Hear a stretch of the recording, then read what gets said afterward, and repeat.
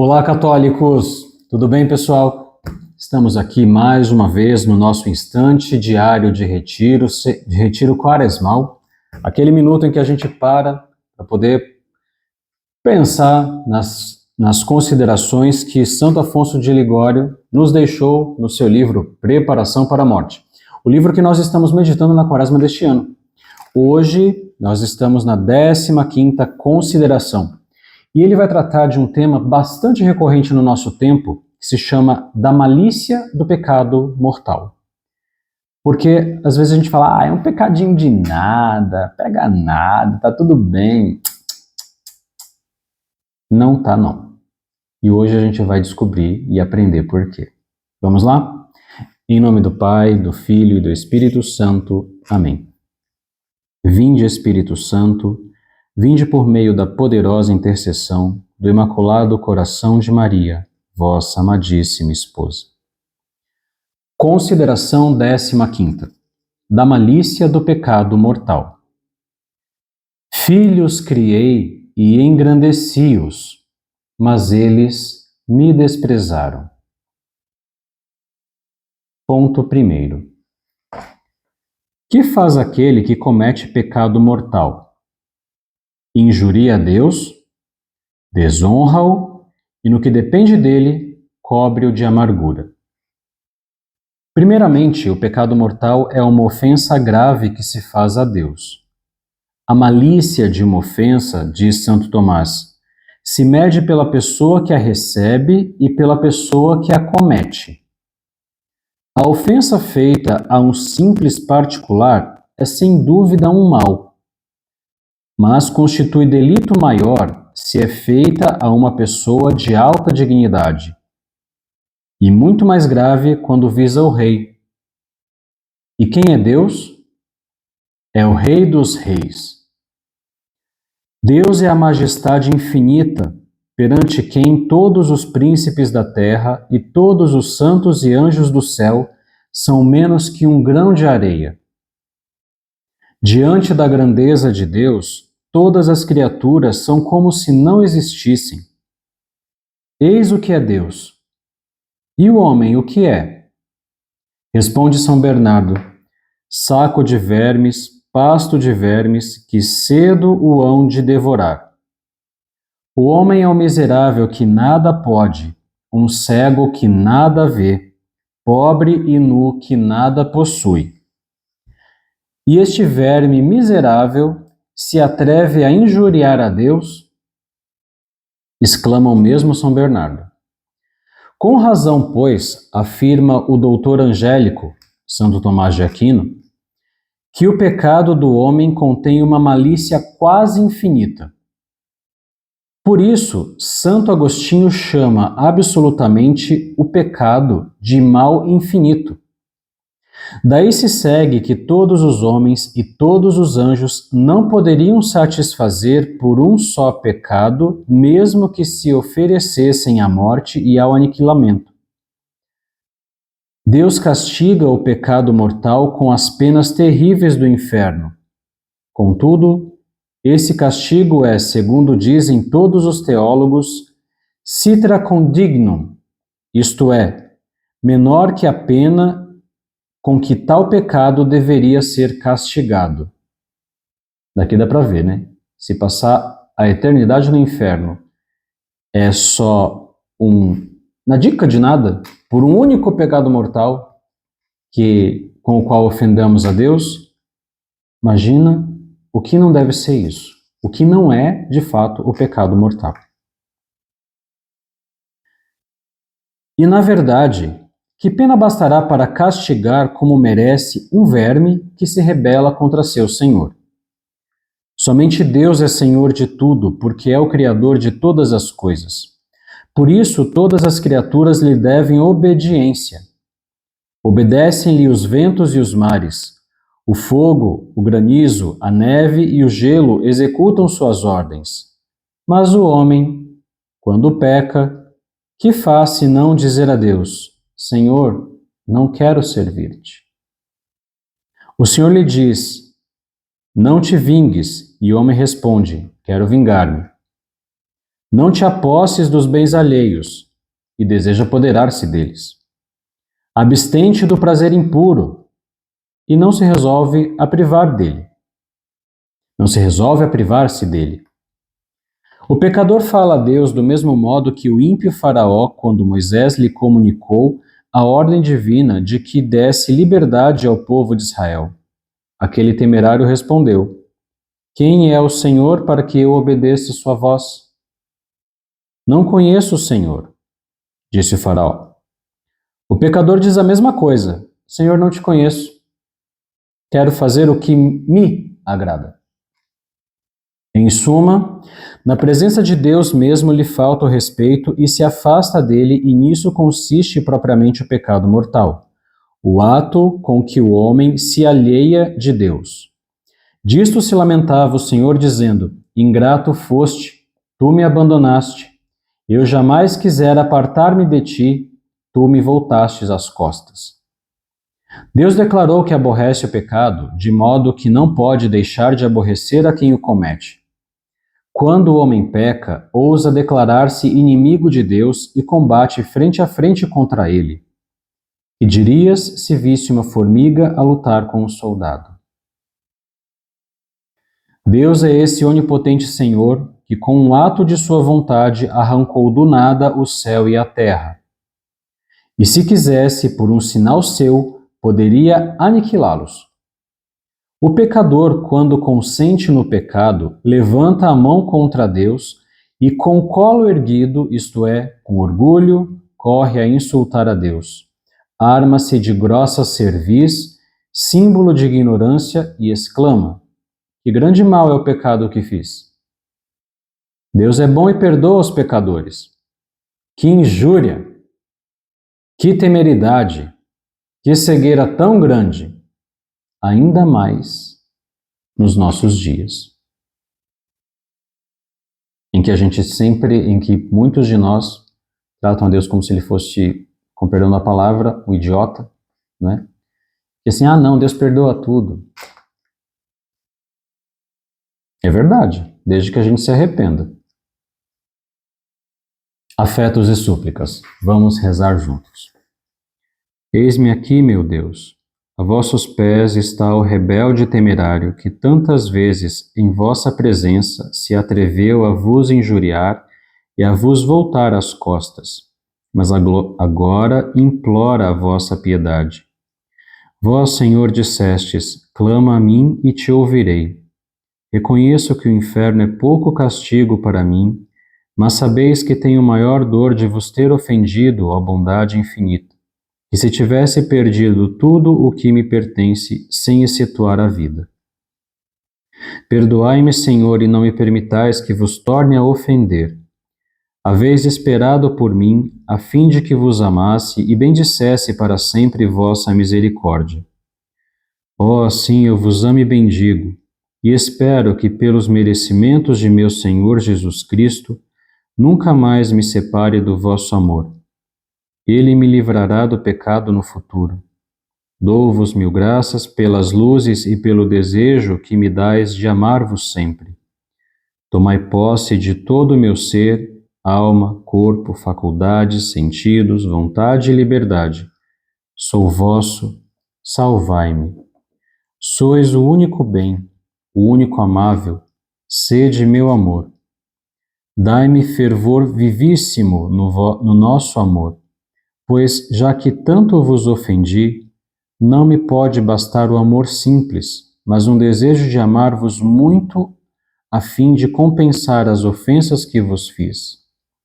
De vós que sois onipotente, espero alcançá-lo. Também, ó Maria, o espero das vossas orações, que são onipotentes junto de Deus. Ponto segundo. O pecador não só ofende a Deus, mas também o desonra. Com efeito, renunciando à graça divina por um miserável prazer, menospreza e rejeita a amizade de Deus. Se o homem perdesse esta soberana amizade para ganhar um reino ou ainda o mundo inteiro, não há dúvida que faria um mal imenso, pois a amizade de Deus vale mais que o mundo e que 1000 mundos. E por que será que se ofende a Deus? Por um punhado de terra, por um ímpeto de ira, por um prazer brutal, por uma quimera, por um capricho.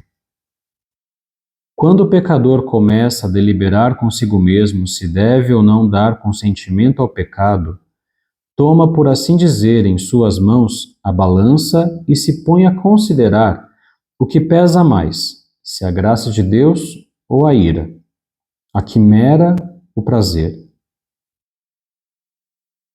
E quando, por fim, dá o consentimento, declara que para ele vale mais aquela quimera ou aquele prazer que a amizade divina. Vede, pois, como Deus é menosprezado pelo pecador. Davi, ao considerar a grandeza e a majestade de Deus, exclamava: Senhor, quem há que vos seja semelhante? Mas Deus, ao contrário, vendo-se comparado pelos pecadores a uma satisfação vilíssima e posposto a ela, lhes diz: A quem me comparastes e igualastes? De modo que exclama o Senhor: Vale aquele prazer mais que minha graça?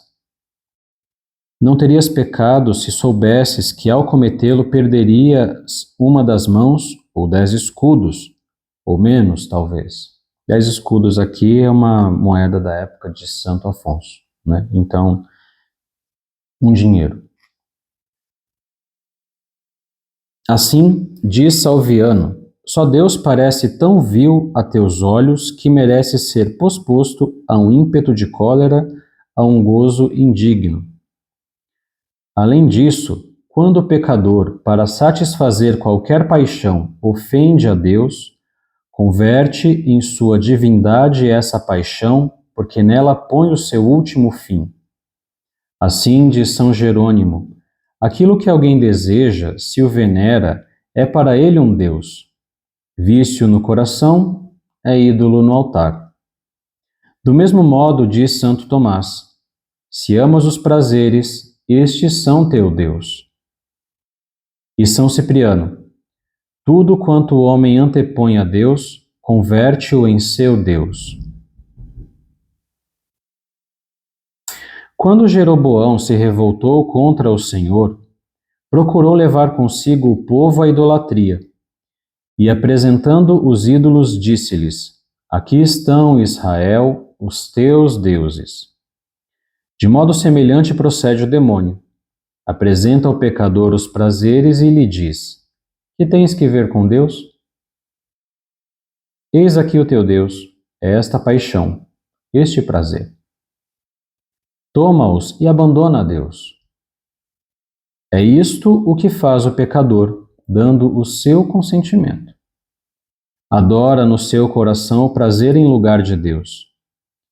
Vício no coração é ídolo no altar.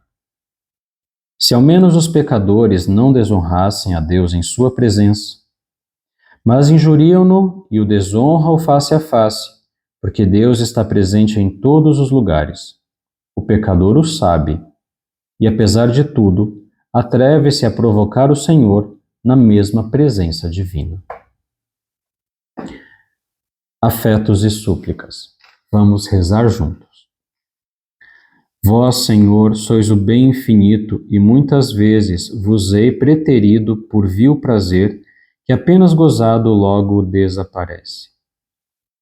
Mas vós, apesar de vos ter desprezado, ofereceis-me agora o perdão, se o quiser aceitar, e prometeis receber-me na vossa graça, se me arrepender de vos ter ofendido.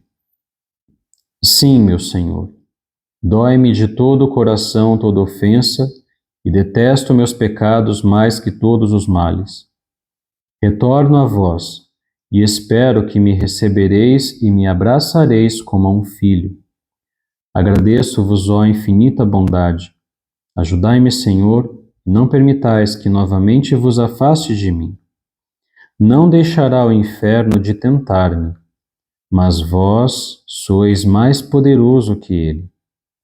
Bem sei que não me apartarei jamais de vós, se a vós sempre me recomendar. Esta é a graça que vos suplico, que sempre me recomende a vós e vos implore, como faço agora, dizendo: Senhor, ajudai-me, dai-me luz, força, perseverança, dai-me o paraíso e, sobretudo, concedei-me vosso amor, que é a verdadeira glória da alma. Amo-vos bondade infinita e quero sempre amar-vos. Ouvi-me, pelo amor de Cristo Jesus. Ó Maria, refúgio dos pecadores, socorrei a um pecador que quer amar a Deus. Ponto terceiro.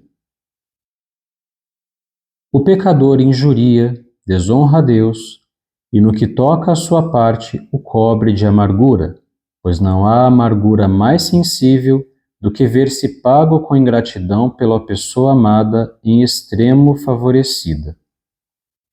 E aqui se atreve o pecador.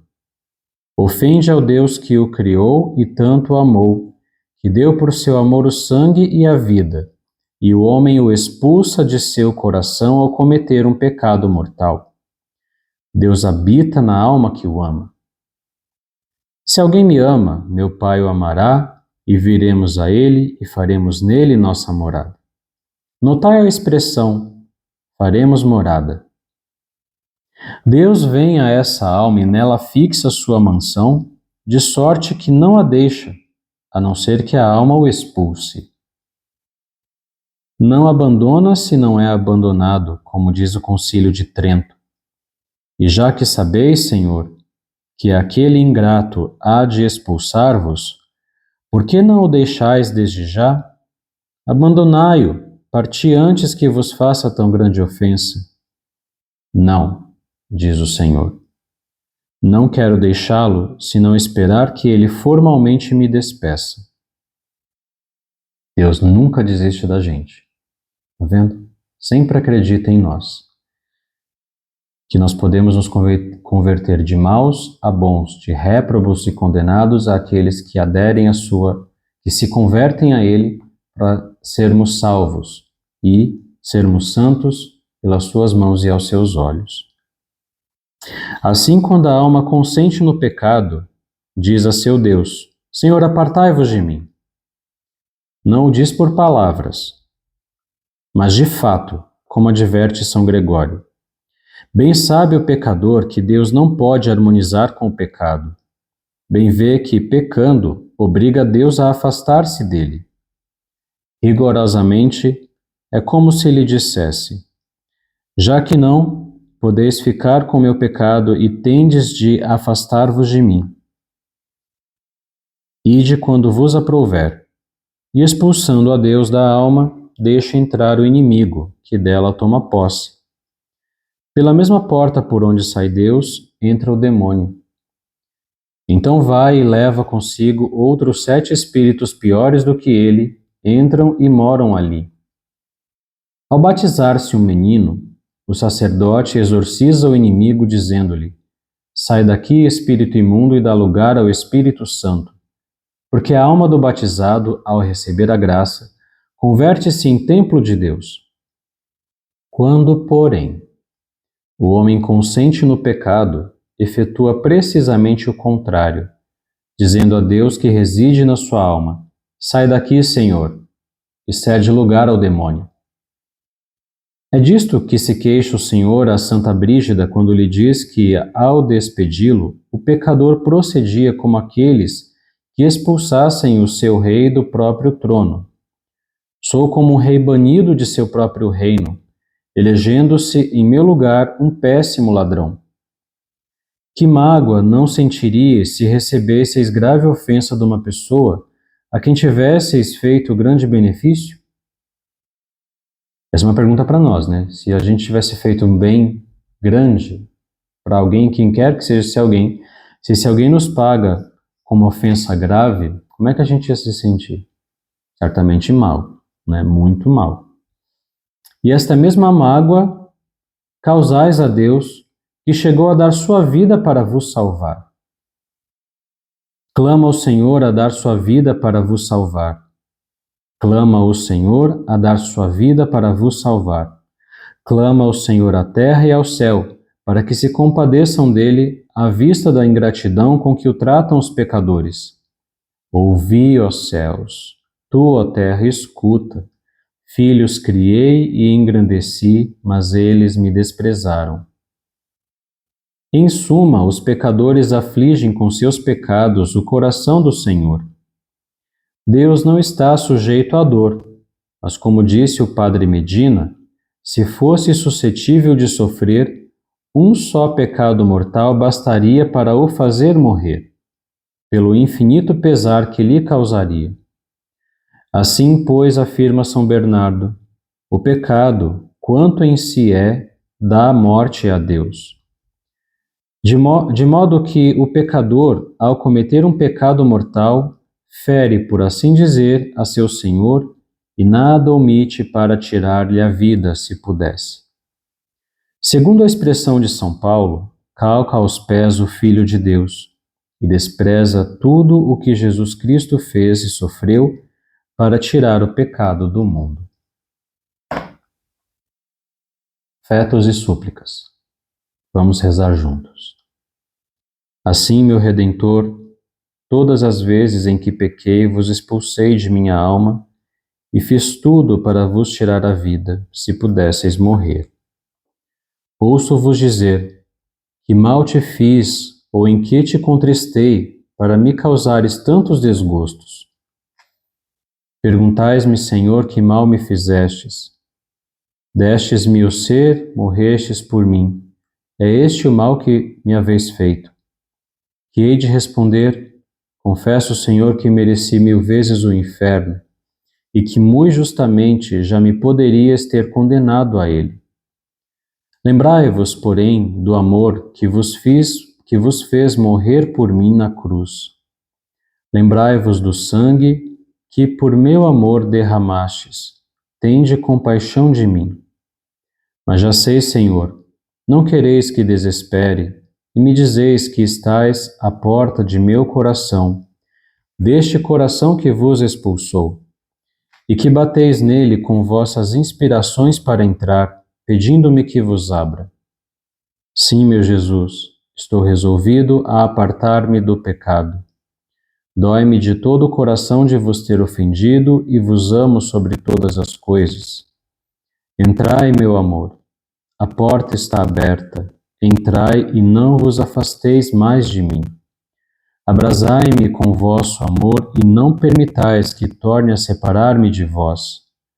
Não, meu Deus, não queremos mais separar-nos. Abraço-vos e aperto-vos a meu coração. Dai-me a santa perseverança. Maria, minha mãe, socorrei-me sempre. Rogai por mim a Jesus e alcançai-me a dita de jamais perder a sua graça.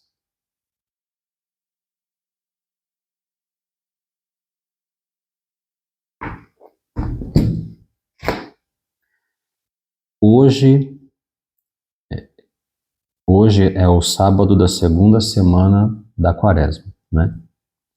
E nesse sábado, no sábado da segunda semana da Quaresma, a Igreja nos propõe na liturgia da Santa Missa o Evangelho do Pai Misericordioso, do Filho Pródigo e do Pai Misericordioso. A parábola do Filho Pródigo e do Pai Misericordioso. Nós somos aquele Filho Pródigo e Deus é aquele Pai que está disposto a nos receber se nós nos arrependermos e decidirmos, com a ajuda dele, mudarmos de vida, mudarmos de direção para não mais negá-lo, não mais expulsá-lo das nossas vidas.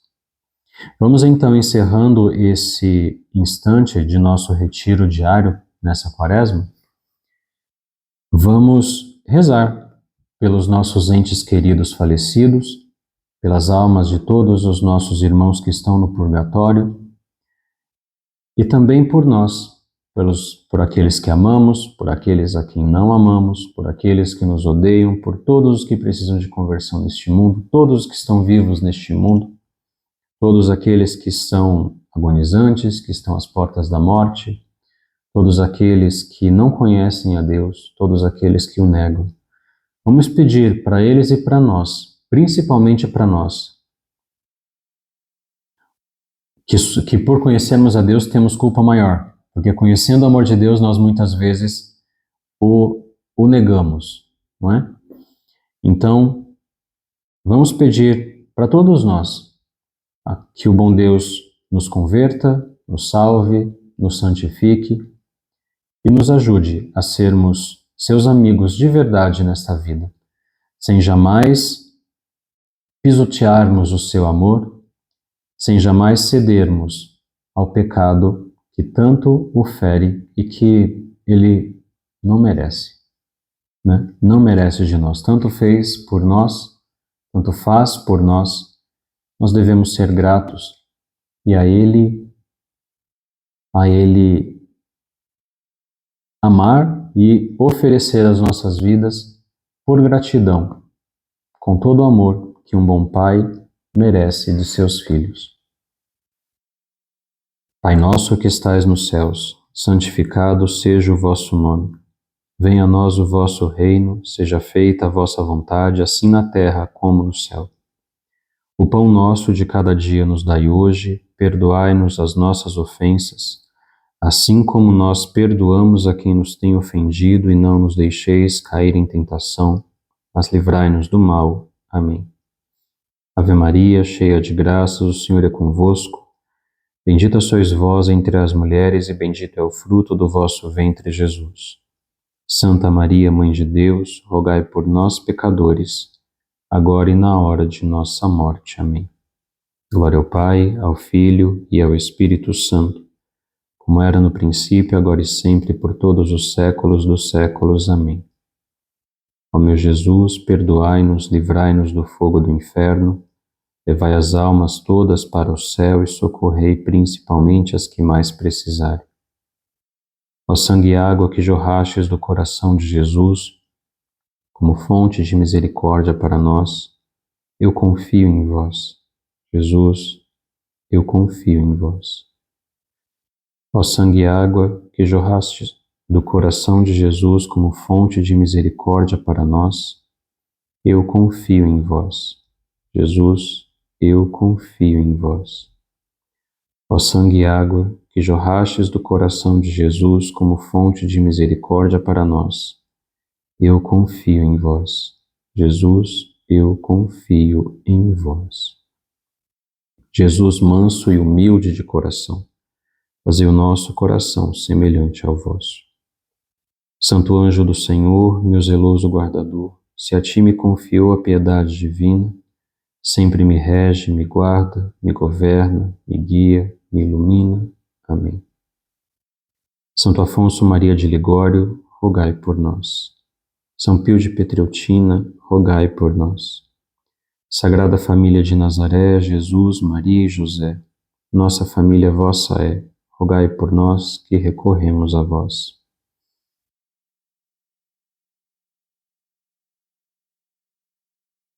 Louvado seja nosso Senhor e Salvador Jesus Cristo, para sempre seja louvado, e a nossa Mãe Maria Santíssima e o nosso Pai São José.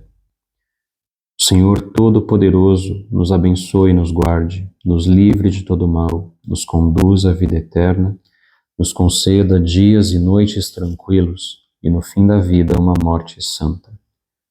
Amém. Bendigamos ao Senhor, demos graças a Deus. Pelo sinal da Santa Cruz, livrai-nos Deus, nosso Senhor, de todos os nossos inimigos, em nome do Pai, do Filho e do Espírito Santo. Amém. Muito bem, concluímos então mais este dia do nosso instante diário de retiro quaresmal. Amanhã é domingo, dia de Santa Missa, o terceiro domingo da Quaresma. Vamos meditar amanhã o Evangelho da Samaritana, Jesus, e que se encontra com a Samaritana e muda a vida daquela mulher, com uma resposta que ela precisava a vida inteira, que ela sempre procurou, do mesmo jeito quer mudar as nossas vidas. Então, hora de nos prepararmos para a Santa Missa, não é? E na segunda-feira, com a graça de Deus, voltaremos para mais uma consideração, né, de Santo Afonso Maria de Ligório, de seu livro Preparação para a Morte, Considerações sobre as Verdades Eternas. Deus abençoe você e a sua família. Até breve, se Deus quiser. Tchau, tchau.